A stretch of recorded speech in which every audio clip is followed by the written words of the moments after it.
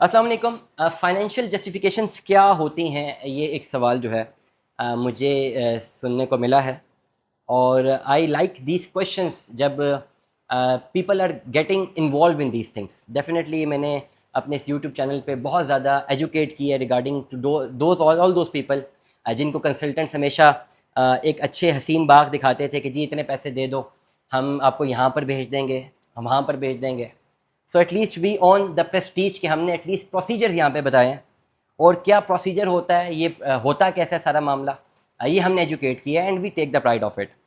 Financial justifications یہ کیا ہوتی ہیں؟ فائنینشیل جسٹیفیکیشنس بیسیکلی جب بھی آپ وزٹ ویزا اپلائی کر رہے ہوتے ہیں کسی بھی کنٹری کا، اور رائٹ ناؤ کسی بھی فرسٹ ورلڈ کنٹری کا، جس میں اب U K, Schengen countries, Brazil, because we are living in a third world country, ہمارا ایک تھرڈ ورلڈ کنٹری ہے. Pakistan, India, Nepal, Sri Lanka, Afghanistan, we are considered as a third world countries.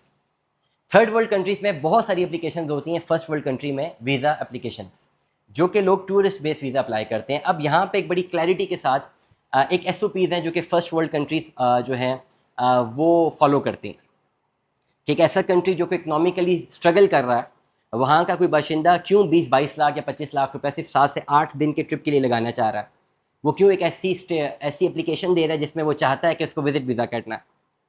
All do financial crisis اتنے زیادہ ملک میں ہیں تو وہاں پہ کیوں نہیں رہنا چاہ رہا؟ لیکن ضروری نہیں ہے کہ سب کو فائنینشیل کرائسس ہو. ایک ویلڈ وزٹ ویزا اپلائی کرنا سب کا ایک بنیادی حق ہے، اور انٹرنیشنل لا اس کو الاؤ کرتا. اب اس پرٹیکولر زمرے میں جب اپنا اب ایک کیس اپلائی کرتے ہیں اسپیسیفکلی یو کے کا یا شنجن کنٹریز کا، اور وزٹ ویزا اپلائی کرتے ہیں، تو ان دیٹ کیس آپ کو سب سے پہلے جو ویزا آفیسر ہے آپ کی فائنینشیل جسٹیفیکیشنس کو جو ہے وہ دیکھتا. آپ کی فائنینشیل جسٹیفیکیشنس پروف کرتی ہیں کہ آئدر آپ فائنینشیلی اپنے ہوم کنٹری میں سیکیورڈ ہیں یا نہیں. فائنینشیل جسٹیفیکیشنس کمپلیٹلی بیسڈ ہوتی ہیں آپ کی پرسنل ڈومیسٹک اکانومی کے اوپر، کہ آپ کیا بنا رہے ہیں، کتنا پیسہ آپ ہر مہینے بناتے ہیں، کیا ایکسپینس کرتے ہیں، آپ کی سیونگس کیا ہیں، اور پلس آپ کے پاس انویسٹمنٹس کہاں پر ہیں، اور آپ کے ٹینجیبل ایسٹس کون سے ہیں.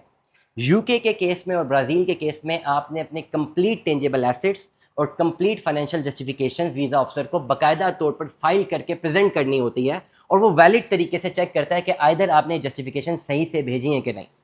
اگر he is satisfied by your financial justifications تو وہ آپ کو ویزا الاٹ کرتا ہے، اور اگر if he is not satisfied with your financial justifications تو ایک بڑا سا بولڈ میں وہ آپ کے ریفیوزل میں لکھ دیتا ہے that I am not satisfied by the financial justifications that you have given to us. That is why I fear that you will not leave UK once if you enter the UK. That's why I reject your visa application. اور یہ rejection آپ کے ساتھ end تک چلتی ہے.